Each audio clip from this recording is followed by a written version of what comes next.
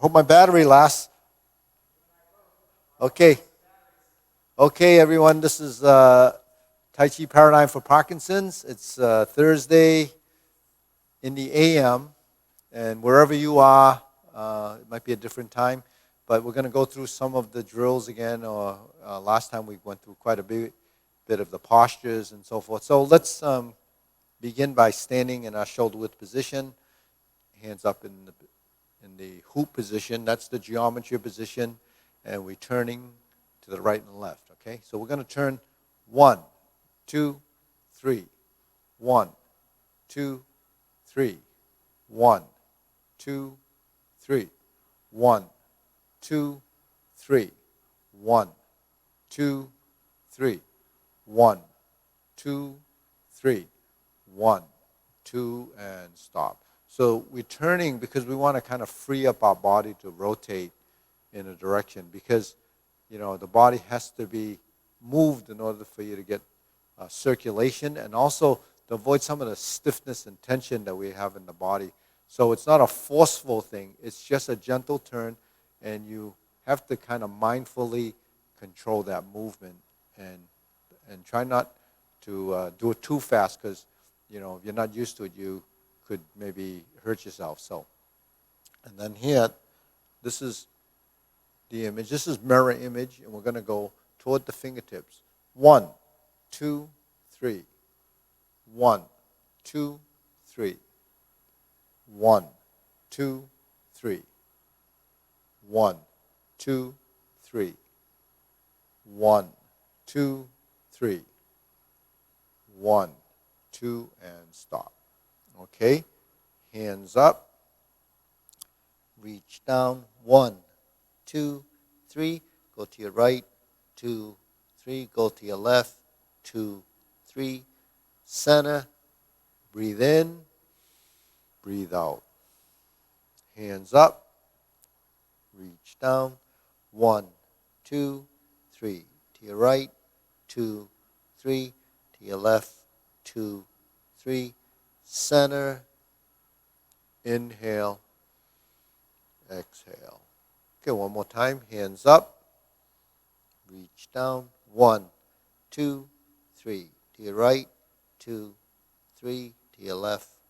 2, 3. Center. Inhale. Exhale. Okay, hands on your waist. Circular movements. 1, 2, 3, 4, 5, 6, 7, 8, 9, 10. 1, 2. Reverse. 1, 2, 3, 4, 5, 6, 7, 8, 9, 10, 1, 2. Okay. Cross, knees, circular movements. 1, 2, 3, 4, 5, 6, 7, 8, 9, 10. 1, 2. Reverse other direction. 1, 2, 3, 4, 5, 6, 7, 8, 9, 10, 1, and stop. Okay. Hands on your waist. I'm going to do the neck, turning. 1, 2, 3, 4, 5, 6, 7, 8, 9, 10, 1, and 2. Back and forth.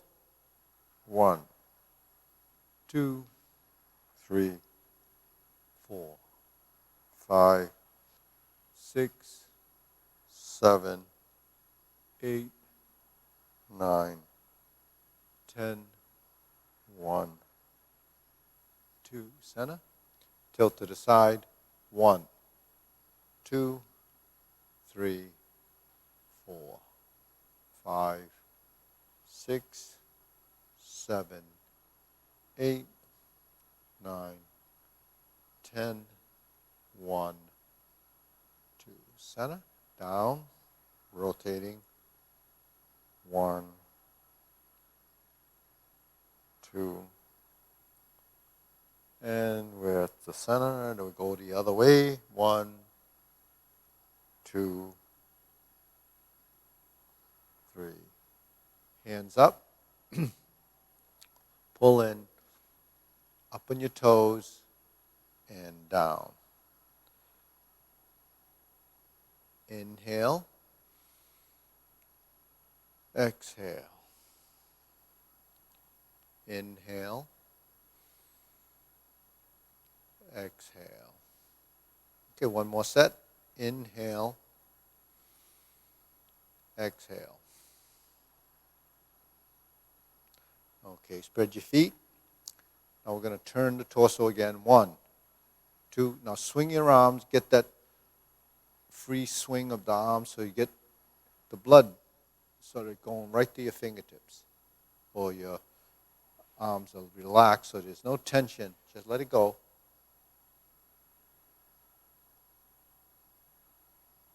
7, 8, 9, 10, 1, and stop. Okay, shake that out. Let's pull the heels together. So we're going to do a little bit of the footwork. We're going to pivot on the ball of the foot. So we do this every class, so just get more familiar with doing this. The more you practice this, the better you get. So you pivot on the ball of the foot. That's the shoulder width stance. Okay, shoulder width meaning the width of the shoulder. And you pull the heel in, and you pull the other one in. That forms 90 degrees. Okay, and we'll open it up again and try it again. 1 and 2. Okay, now we're going to pivot on the ball of the foot. And you notice when I pivot in the ball of the foot, I start to spin in a direction. And if I sit back onto the back foot, I go to the side. So what we're doing is turning to the side and shifting to the weight and forward and back. Okay, so when I pivot, that's 45 degrees. That's straight toward you. When this unwinds like this, that's actually going from here to here. It looks like an L. It's a 90-degree position. Now the toe is that direction. I go forward and I go back. Now you notice the knees are alternating. Okay, so the idea of alternating the knees is actually building coordination, but it's also bringing weight to the front leg and then sitting back into the back leg. So what you're doing is learning to shift your weight and control that weight shift so we have better mobility through weight shifting. Okay, now we're going forward and back, and then we go back to center. Now those two exercises, say we're in this position, my right knee is going forward and back. You could do this like a dozen times or 25 times on each leg, just staying on this one side. But I go through it as a cycle so that I go from here to here, and I do it once. 1, 2, 3, 4. 1, 2, 3, 4, and then back to center. That's just a drill, just working that motion. But any one of those, you can break it down into just the forward and backward on one side. So if I did that, I could just pivot this foot 45, take a step toward the camera, and just do this a bunch of times, and then pull it back in, switch the feet, and go forward and back, forward and back. So a lot of times when I do a routine like that, you might say, well, that's hard to remember, or that's too complicated, or whatever is involved with that. So you can just break it down into 1, 2, and then back. 1, 2, and then back, if that's simpler. Or you can just do the leg forward and backward type of a thing, or you can just pull your heels together like this, and then move your right foot forward, and then go forward and back, forward and back, and then you can switch to the other side, go forward and back, forward and back. So basically the movements are the same. It's just directional as to how you can achieve these movements and build that coordination, because coordination is built over time. So if you do it once, it's not going to be very good. You build it twice, it's going to be a little bit better. 3 times is even better. But, the more you do it, it's really up to you to put the effort into it and get the results. But it does take time. And sometimes in the beginning, you have to think about it a lot more. You try to look at it, but that's okay, because when you think about how to do something, now you become conscious of it, and you become aware that this has to happen. And if it doesn't happen right away, work with it to try to get the motion in there or get your body to respond. So that's what those type of things, it could be with other issues that you may have, could be taking that step. How do you get that to happen? Well, first you have to figure out what's involved. Don't just wait for that to happen. Try to do it as developing a motor skill or develop a response based on whether you can do it or not. So the fact that we go from side to side, when you're swaying, you say, well, I don't do this very much. So because you don't do it very much, it's going to be a bit foreign to the body. If you remember back in the day, if you were taking a subway and you're holding on to the handle or the bar in the train, sometimes the train would sway back and forth and your body would kind of go with it. So that's what you're doing. You're shifting from side to side, and because you're inside a moving object, your body will kind of adapt to that. So your body will become kind of responsive. Now, when you're in your own space and you're trying to do this, maybe it doesn't happen right away, but listen that the knees bend and they alternate. So when one straightens, one bends, and they kind of develop that alternating relationship. So that's just to give you an idea of what you can practice, because anyone that's first picking up something like Tai Chi has no idea how to practice it other than what you see on the screen. So what you're seeing is just a sample of what you should be doing. That sample is something that you try to watch and pick up the visuals, because learning without a person there guiding you through it, is a little bit more challenging, because you really can't communicate. You're just taking it in from what you see. So I try to get that message across to you that, look at it, follow it, and try to do the best you can, and try to get the correct, direction. So if I'm doing a mirror image, if I'm on this side, that's the side you should be on. If I'm on this side, this is the side you should be on. If I move this hand, that's the hand you're moving. If you move this hand, that's the side you're moving. So that's a little tricky when it's a mirror image. Unless we're doing both hands at the same time, that's when you get a little confused.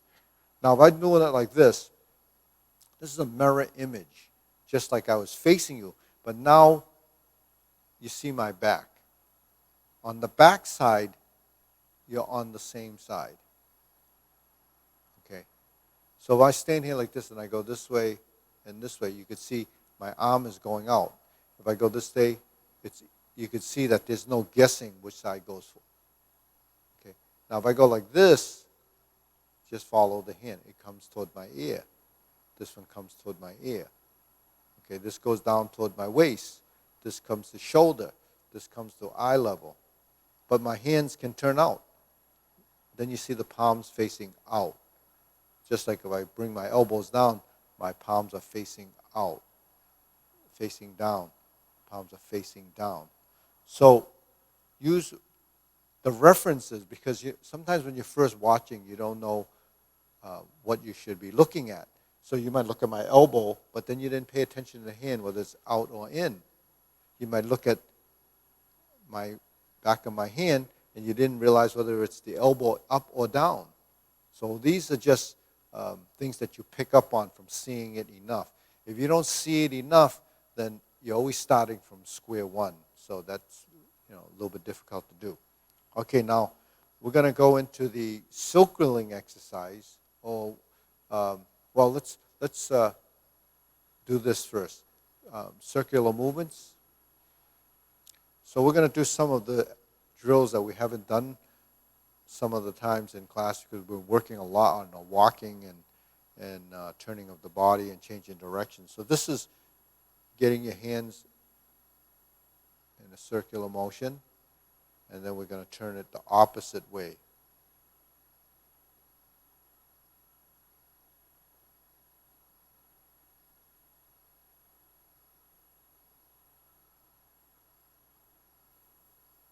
So those are just two circles. You just look at the circle, that's a pattern, two big circles. They merge in the center and it goes out to the side. It merges in the center and goes out to the side. Now that's going from the top down. Now if I go from the top down on the opposite way, it would be like this. They still merge in the middle. Okay, so that's making a certain. Now let's tie it to the knees. Go down and up, down and up and down. Okay, now we're going to do a bigger circle from the shoulders. 1, 2. Don't tense the shoulders. Let it go. Not fast. Gently go up. Go as high as you can. 1, 2, 3. 1, 2. Unless you have a shoulder problem, some people might only want to go here, but that's because you're binding, you're tense. So let's try to let the shoulder go up, and it can almost go next to the ear if this is relaxed. And then we go this way. 1, 2, 3, and this goes up.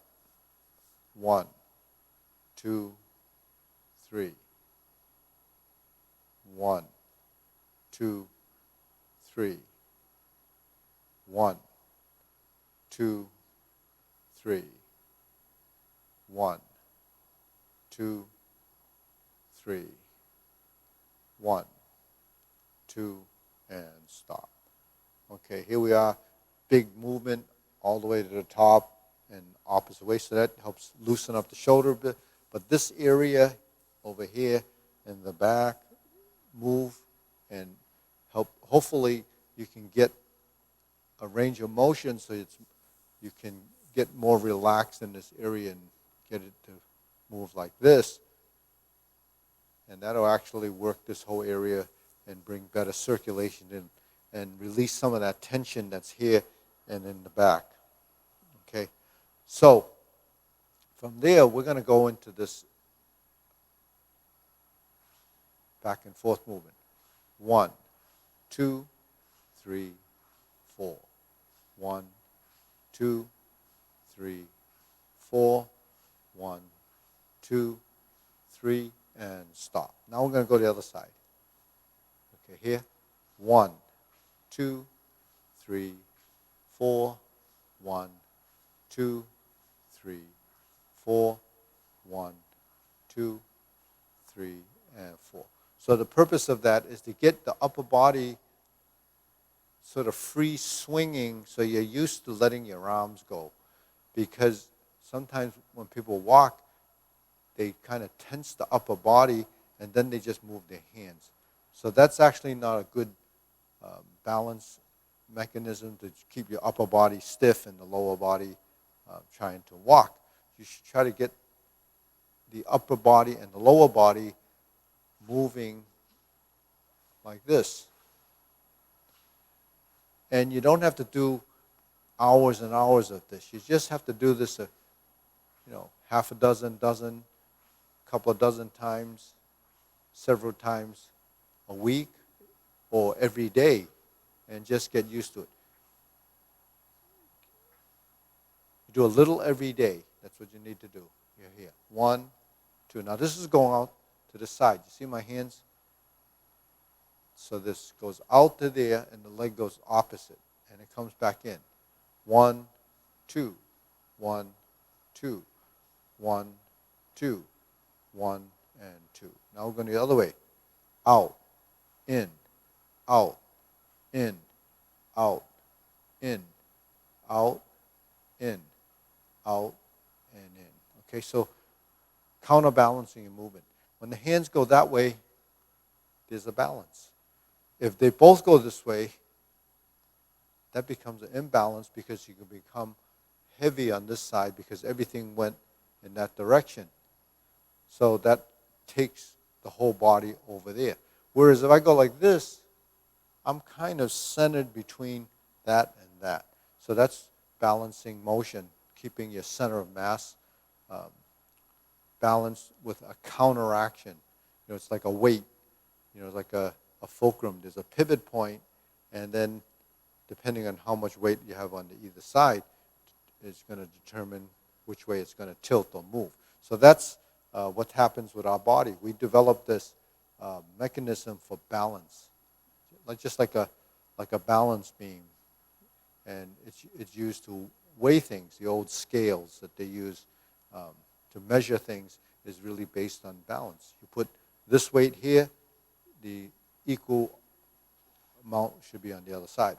But we have to do this with our body to feel that balancing of shifting of weight. So what's the weight is my arm goes out, there's something out here, but I'm holding it with a muscular force, or I'm counterbalancing this as a relationship. Okay, deep breathing. Inhale. Exhale. Inhale. Exhale. Okay, deep breathing. Inhale up on your toes. Remember, breathe through your nose. Exhale through your nose. Okay, now we're going to do the silk drilling exercise. And I'm going to hold the ball here and go forward. Here's that knee thing again, forward and back. Sometimes it's called diagonal flying. So silk drilling is just creating this action. 1, 2, 3, and 4. And back. 1, 2, 3, and 4. And back. 1, 2, 3, and 4. And back. 1, 2, 3, and 4. Okay, now I'm going to go this way. Do the same thing. Hold the ball. 1. Okay. Now this is 3 and 4. And down. 1, 2, 3, and 4. And down. 1, 2, 3, and 4. And down. 1, 2, 3, and 4. Down. 1, 2, 3, and 4. And down. 1, 2, 3, and 4. And down. 1, 2, 3, and 4. And down. Okay, shake that out. Okay, so let's go to the V stance. Move the left foot forward. Bend your knees slightly. So you're balancing and sitting on this back leg. We're just going to do a few of these. Cross the hands. So this hand is on the outside. All right. Now we're going to open and then cross it again. Open and cross it again. 1, 2. So this is called open and close. So it's a cross hand to an opening movement. Opening movement. Opening movement. So just getting a motion so your back expands and contracts, opens your chest and down, open and down. So you are using all of this in order for that to happen. So you want to just get a feeling of releasing the tension as you cross and let it down.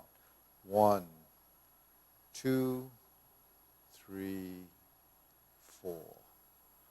1, 2, 3, 4. 1, 2. Okay, the next one we're going to shoulder width stance, and this circular movement is called preparation.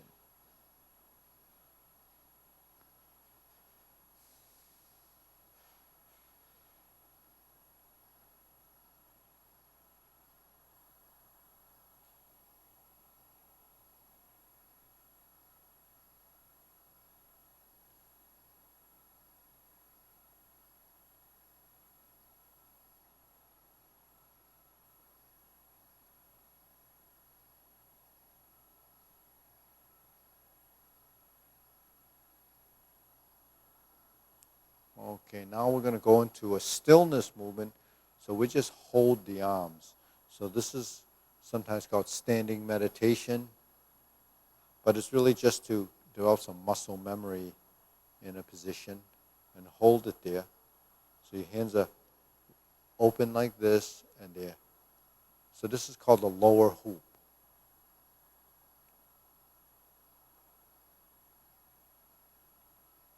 Shoulder height, circle, it's a hoop.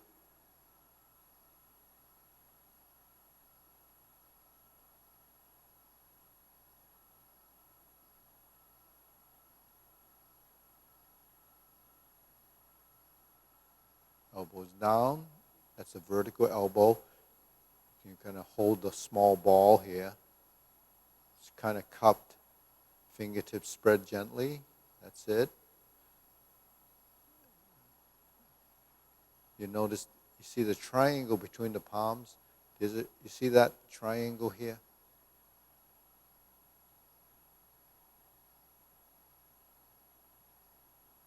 Then we lower.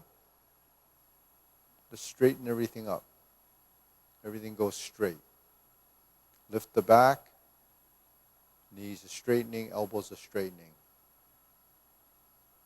Okay. You feel that? You feel a little sort of pressure in the palms of your hand, and you feel your fingertips sort of throbbing, getting a little surge. And let's let it go. Extend the fingers and kind of thrust down toward the ground. So the fingers kind of feel a little bit of energy, a little bit of rigidity, because you're straightening your fingers and you can feel the pulsing in the tips of your fingers.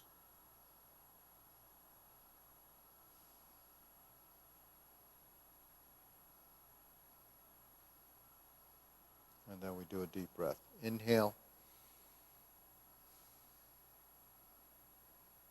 Inhale. Exhale. Inhale. Exhale. So, your blood vessels in your hands and different areas of your body, carry a fluid. It's your blood. So when you move and you expand and contract and allow gentle movement to happen, you stimulate circulation.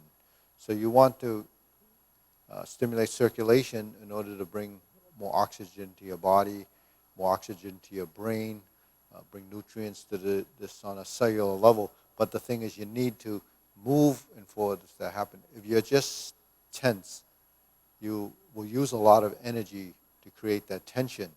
So, and if it's not restored, then you're going to be depleted of your energy. You're going to feel weaker or lower or tired.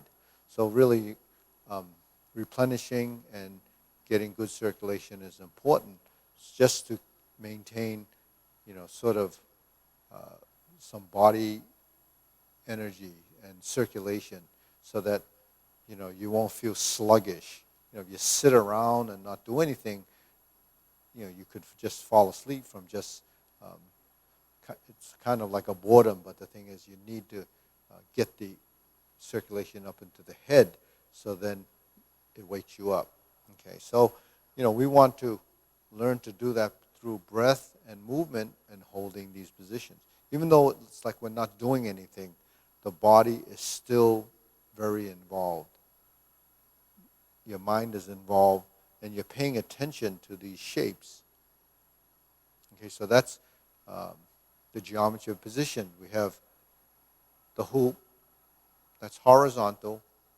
We have the triangle, that's in front of the nose. Okay. We have the extended hand, and we have the open, looks like a T. If you took the top of, if you just look up from here, it looks like a T. Okay. It's horizontal, it's 180 degrees.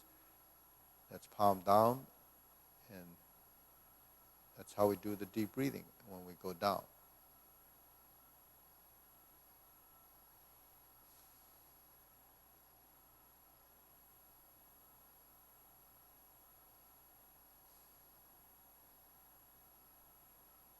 Okay, let's go to the lower hoop. Okay, let's lift up to the eyes, turn it out, cross the arms, and down. So this sequence is carry tiger to the mountain. So what do we have? We have lower, middle, upper. Just one stroke up and one down. Going up, going down, going up, and down. Okay, now we're going to do the infinity sign. So that's really this, the figure 8.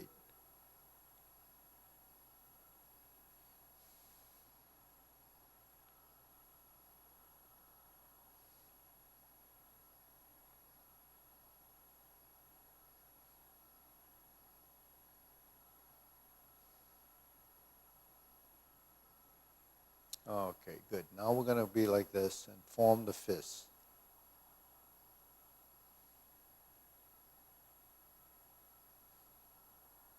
Form the fist.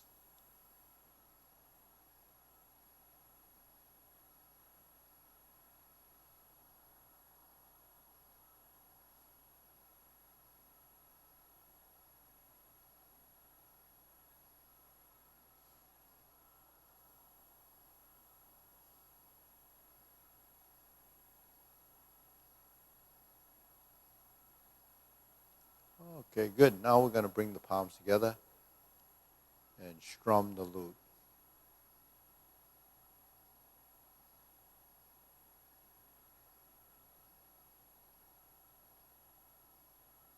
Here we are, triangle.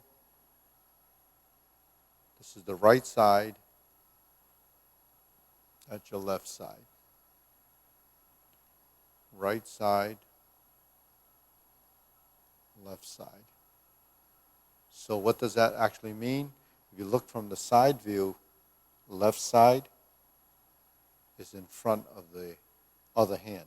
This hand's by the elbow. If I go to the right side, this is by the elbow, and it's this side.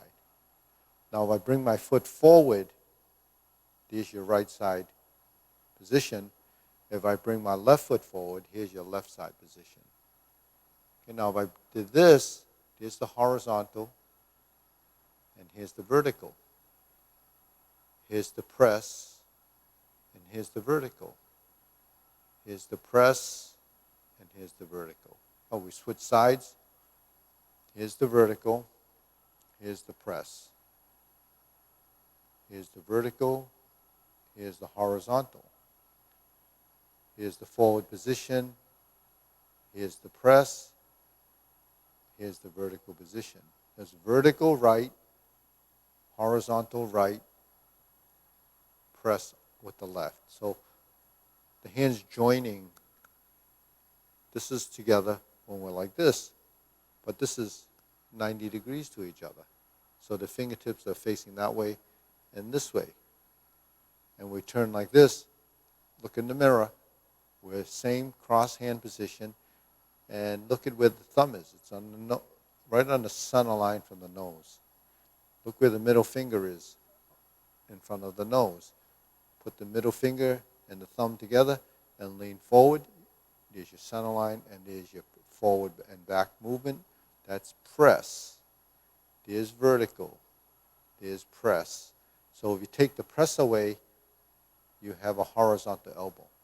So those are fundamental positions, because when we go through some of the postures, that's a starting position. Starting positions is where you initiate a motion. So when we're like this, that's a starting position. That's a starting leg position. This is a shoulder width stance, a preparation or beginning position, just like when we do the warm-ups. So the shoulder width stance is a setting up for whether it's the warm-ups or preparing for the form as a guideline preparation.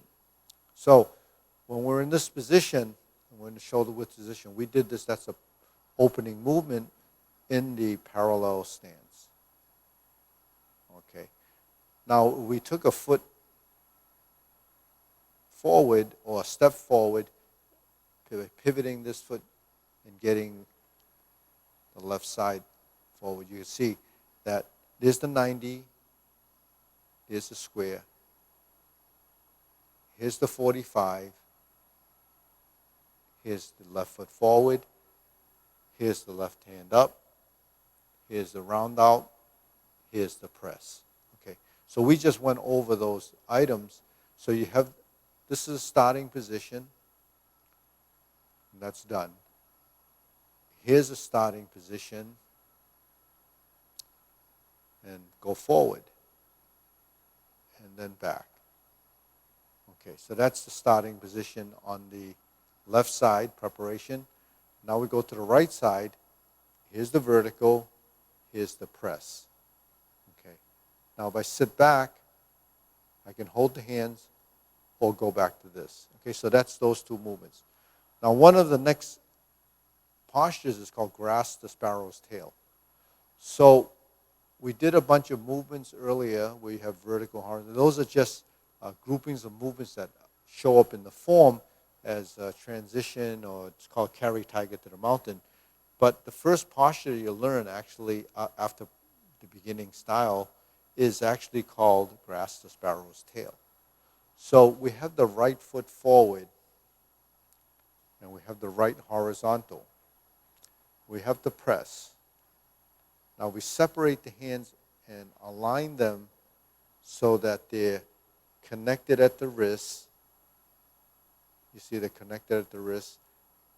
So from point A, it comes back down toward your waist, or come toward your navel. That's your center. Okay, and we sit back. Now turn the inside hand up, and then bring this hand around and push. So you have 1, 2, 3, and 4. So those are the 4 movements in grasp the sparrow's tail. As you do with the side view with the mirror there. 1, 2, 3, 4. So the hand is creating sort of a triangle as it goes from this point to here to here. Okay, see 1, 2, 3. 3 legs of a triangle, right? So here 1, 2, 3, 4. And then we hook the wrists and sit back. Okay, so that happens in this space. Now what we're doing is the movements in order, using the mirror as a guideline. You're following from behind because you see my back. I'm on my left, you're on your left. I'm on my left, you're on your left. Then I'm going to take a step forward, drop my elbow on the left, and move to the right. Now I move to the horizontal right side to a press, and I go forward. Now I separate the hands, I draw back, so you have a slanted movement, and then go forward. Now I'm going to hook my wrists. Now the next movement, actually, from here, is a transition into a direction. So I'm going to go into that corner. So let's face that corner. I'm in the corner. Looks like this, but I'm in the corner. Then I'm going to step out like this and open the stance. Now I'm directly toward the mirror, and you're watching from behind. So this side is the palm, this side is the hooked hand. The hooked hand meaning it looks like this. Okay, so that's single whip. Hold the ball is a transition to here. So you see the ball, that's what it is. It's holding this sphere. That's holding the ball. Okay, so I'm holding the ball. Let's cross the hands. Let's lean to the left and separate the hands. That's diagonal flying. We've done that before. Diagonal flying, diagonal flying. Right. Now we shift and step up. We've been here before, and we press. We've been there before. Let's bring it down to the lower level. Find your shoulder width stance. Now, this hand's going up. This hand is going down. Body goes forward, around, lift all the way around, and here we are here. And that's stork flaps wings. So those are parts of the postures that we know that we've reviewed over the period of time. That's the first section of the form. So what I'm going to do today, because we haven't done a lot of sequence, and I want you to at least experience what that sequence is. So we're going to actually do the form with a bit of the mapping. So we have some footwork, and we actually turn into directions. So this is one of the benefits of learning how to pivot your feet to move in a direction. But now this is tying into the Tai Chi form. So we're actually going to do this. Preparation. And we always start on the left side. So we have to move the right side to get the left foot forward. Okay, we got that? First we do the preparation. Left foot forward. Left vertical. Left horizontal. Sit back. Pivot on the toe. Drop your elbow on the left side and stroke down. Now this foot, the right side, is going to go in. Now we're facing the right side 90 degrees to the front, and I step out with my right. I move my hands up, and I press forward, and I draw the triangle. 1, 2, 3. Hook your wrist. Now I turn back to that 45-degree corner position that I was doing earlier, and now I'm here to single whip. So then we hold the ball by doing this. And we lean across to slant diagonally. Then we shift over, get the foot to neck, kind of next to the other supporting leg, about 2 inches away. Now we're here. We go to neutral, to horizontal, and press. So I press into my front knee, and I go to center and find the shoulder width stance and raise the hand. Bend from the waist, stork flaps wings. And we're here. Okay. So that's a bit of the sequence that takes you to stork flaps wings, the first section of the form. So let's do that a few times. 1, 2, 3. 1, 2, 3. 1, 2, 3, 4. 1, 2. 1, 2, 3. Forward, back, forward, back, turn. 1, 2, 3. So here's single whip. 1, 2, 3. That's hold the ball. Diagonal flying. Move the foot in. Move the hands up with the feet.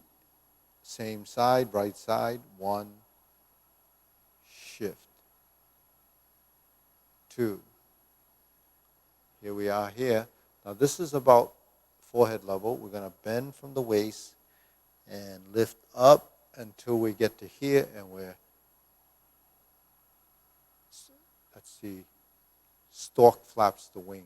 So it looks like you have a couple of wings up here. Just think of that.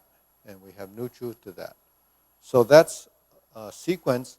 That's the beginning of the Tai Chi Paradigm form. Okay, some of you actually have gone a little bit beyond that. So with the linear form, what would happen after you get the stork flaps wings is you would step up again. So you recognize this stance, and we find this vertical. Now I turn my palm out and bring this hand next to it like that. You can see there's one facing you. So this is the horizontal elbow. This is the vertical elbow. Let's merge them together and turn toward the right. Drop the elbow and push. Now we go back to center. Turn that palm out, and you see this position. So you see that one out, one down when this comes together. When we do it typically, we would just go like this. So there's a brush knee, right side push.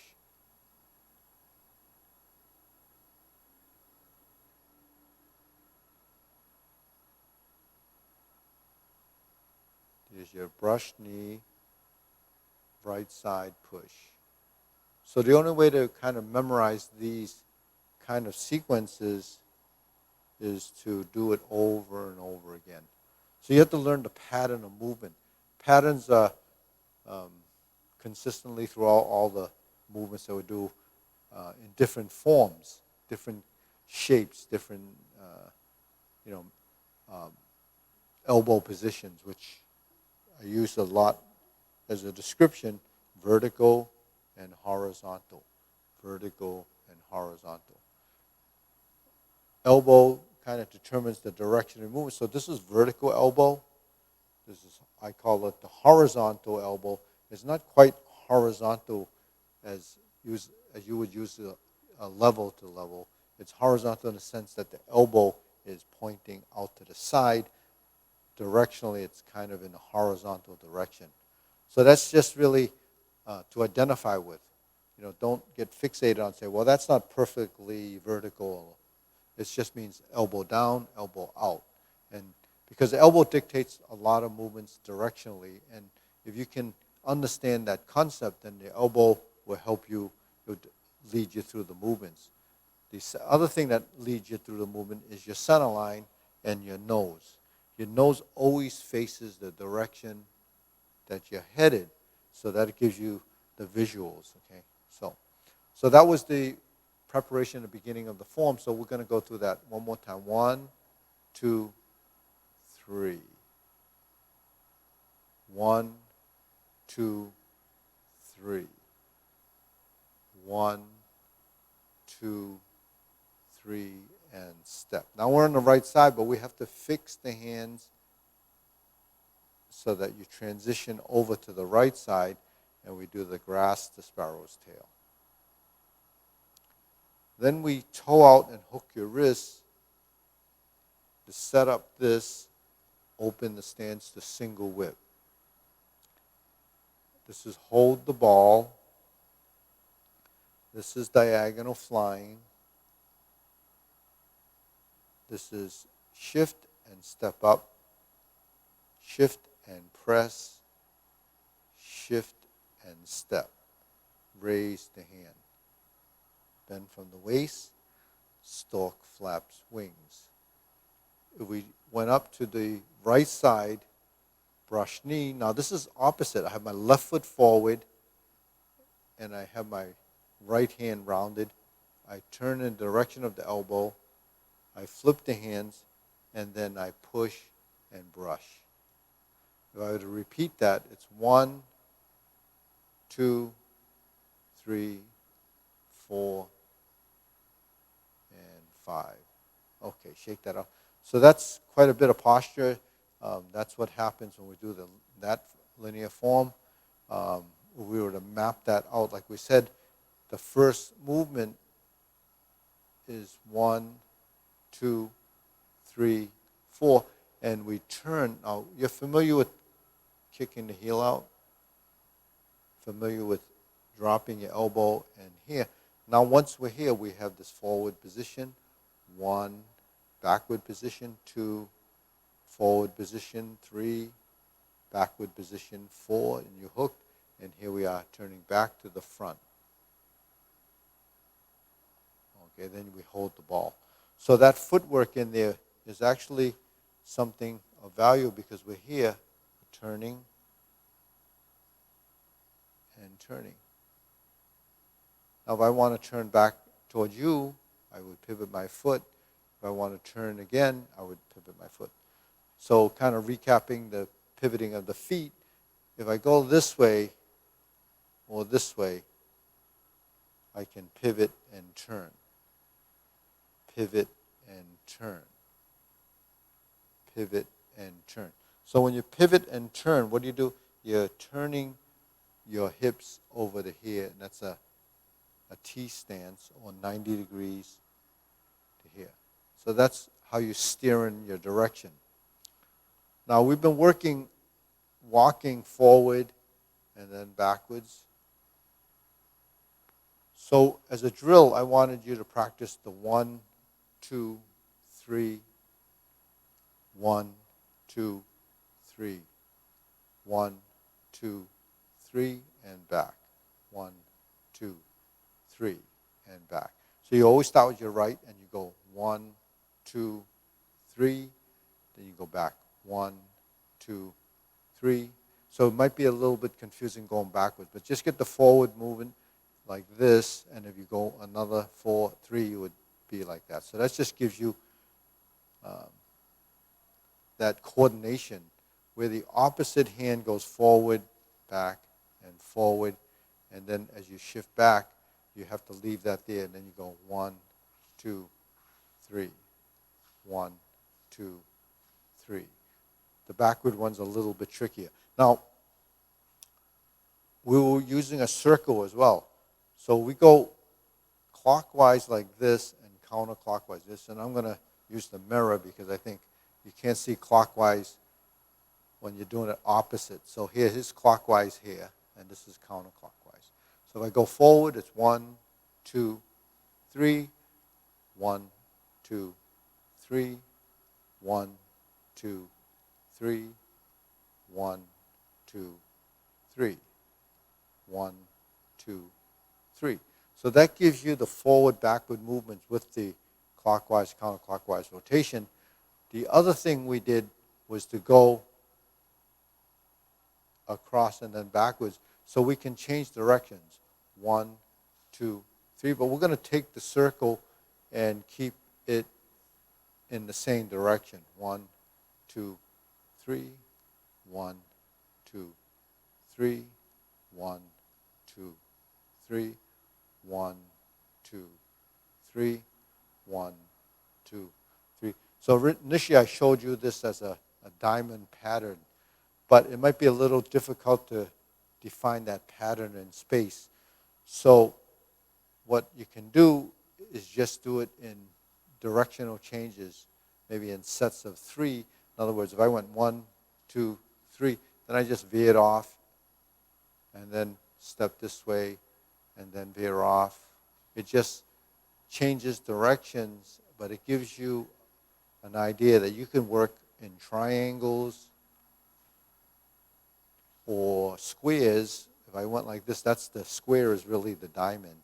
But it's a kind of an extreme turn, so you may have a little bit of trouble getting all the way over there. So instead of doing that, we could go forward 1, 2, 3, and then take small steps. You don't have to have giant steps. Just move in a direction, and then at the same time, it allows your hands and feet to become coordinated enough for you to change direction. So you go backwards once, and you go forward twice. 1, 2, 3, 1, 2, 3, 1, 2, 3, 1, 2, 3, 1, 2, 3, 1, 2, 3. So just constantly, every time you go forward, change your direction. In other words, if I go 1, 2, 3, I go backwards, veer off a little bit, then I'm going to change my direction like this. Then I'm going to veer off a little bit, and then I'm going to change my direction. You can do it in increments of 45 degrees, actually. So you just veer off a little bit. That'll get you sort of familiar. And the more you change the direction, the more confident you'll be in turning a corner and start taking that initial step. Now that's working this way, which is really clockwise. But if I wanted to turn left, then I would have to reverse that. But let's get one side good first, and then, sort of experiment with the other side to see how that would work for you. But it's really learning how to move and develop not just confidence, but the consciousness of what has to happen. Learning movement is different from anything else because we learn things all the time, but it's just kind of a mental thing where we take in information and analyzing, diagnose what we're thinking or perceive it to be. But when you learn something and then you have to translate it into a physical movement, it gets a little bit more complicated if your body's not accustomed to it. So if your body's not accustomed to doing certain movements, it has to learn. And how does it learn? It's learned by the information you fed it. And what information is that? It's a visual information or visual image. And then it's this kind of dialogue. I'm kind of explaining to you that it's the right foot, it's the left foot, it's turning to your right. You're pivoting on the ball of your foot, on the heel of the foot. And it varies. We have a triangle. There's a center line. The center line is the one that bisects your body. We have the nose. We have the navel. Those are guidelines or reference points. We have the shoulders. We have the eyes. We have the temple. We have the forehead. These are just reference points of where your movements would be placed. So if I have a center line and I form a triangle, there's obviously ABC. But when I form a square, I have ABCD, which is really the four corners. So that's what I use to kind of define or describe the movement, and then I have a circle. So what do we do with the circle? We go to different spaces. Lower space, navel. Middle space, shoulder. Upper space, forehead. Eye level. Eyebrow level. You can use any of these as reference points because that's where your hands end up. Shoulder width, width of your head. That's a framework. Shoulder level. Elbows vertical, hands down. Feet together, shoulder width, 90 degrees. Square. So all of these are just referencing and tools for you to work with to develop a better understanding of body mechanics and the geometry of position. So on that note, I'll see you next week. You can follow us on YouTube, subscribe. And a lot of people think, well, if I hit that subscribe button, am I going to get a year's worth of magazines? No, it's not that kind of subscription. That's what people think subscriptions are. Subscription just means that if you click on it and you subscribe, it's going to know that you like that content or that channel, and it's going to send you notifications. That's all it's going to do. There's no fee or anything associated with that. So it doesn't cost you anything to go to YouTube and look up Calvin Chin's Martial Arts Academy or CCMAA for Parkinson's. You just have to go there and experiment with it, and you'll get all that stuff. If you have a phone, it'll be on your phone, it'll notify you. So you can visit more of those videos if you have that access. All right, I'll see you next time.